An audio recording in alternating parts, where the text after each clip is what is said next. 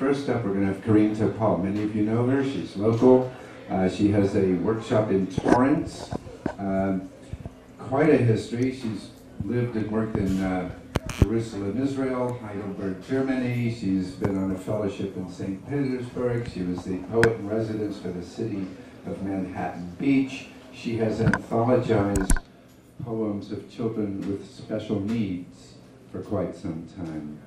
Her first book, God as Thief, was published by Amagansett Press.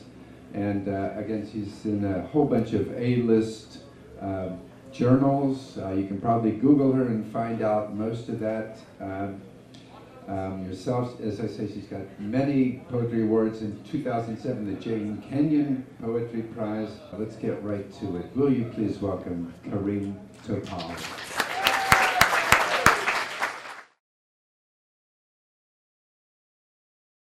With joy, with a giving of teeth for our young, call them offspring, a slow-coming creature.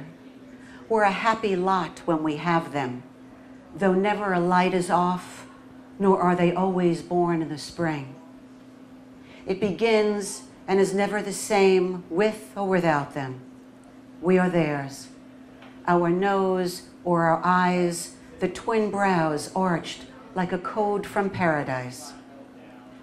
How it ends is in our yard, in winter white, the shrouded box, pebbles set on headstones for remembrance.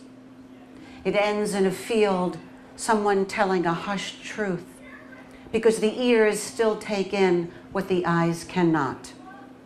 Because the fingers of the living move an errant hair from the eyes of the other for one more look. And we, being mothers, watch still for wolves.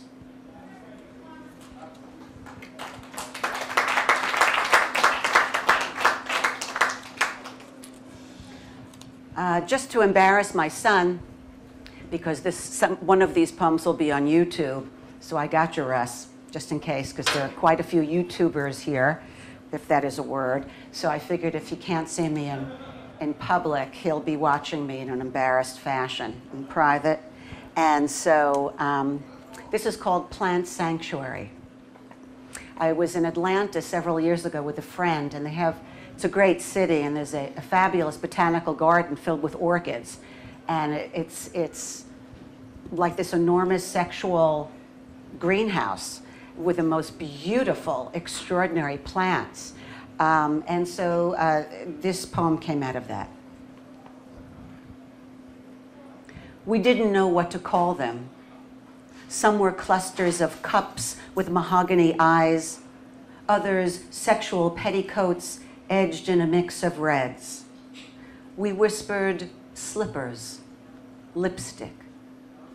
The glass-enclosed gardens hissed in the steamy heat. We locked arms, then gently bent down to touch the Chinese orchids, their lavender slips spotted with dew.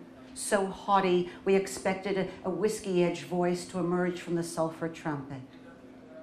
Other orchids, spiked tigers crawling up hardy stems, seemed predatory, designed to last through changes in weather. And why do we suddenly feel hungry and jealous? What about the orange lip set on sepals of dark chocolate, perfectly scored and edged in innuendo? From where we knelt, both of us could mimic the sturdy stems holding up pods, girls showing off their breasts to the woodland ferns. Fog poured its way through our hair, and vapor shot around us gracefully. Polka-dotted female parts in purples and yellows, small enough for our shirt pockets, headed up to the Georgia light. A white-haired man walked about naming the blooms in Latin: cochleoda, sophronitis. We chanted clitoris, vulva, areola, pausing to touch the scarlet, the golden-threaded, the pendulous ones. He taught her how it's the skin that goes first. a gracious ripping of the fruit. And she mimicked him, tearing through the pomme de ciel. It was almost tropical, wet and large as fuchsia. He showed her how, using her teeth as tools, when she got to the cluster of black seeds thatched deep in the shaft, she could bring them out like a tease without losing a single gem. Taught her how to clench her tongue to save them, then throw them back to safely slide down to the darkest part of the rest of her. September apples must be eaten. This ball of seeds that nestles near the core, swallowed whole, as if they had never been eaten. The tart pulp of ripeness still kicking in her mouth.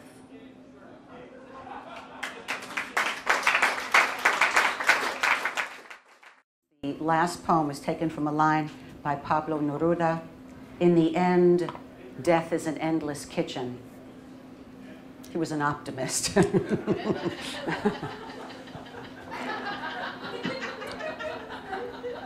course, the way I cook, it's reasonable. Actually, I made soup tonight. It was rather good. Okay, it's my repertoire. Soup. An ambulance of mourners exit the adjacent room. Nothing is attached to their weeping but the low clouds above a tribe of black umbrellas. Though light comes in the manner of fluorescence, there's little that is safe, save this slow yellow light that feigns the sun.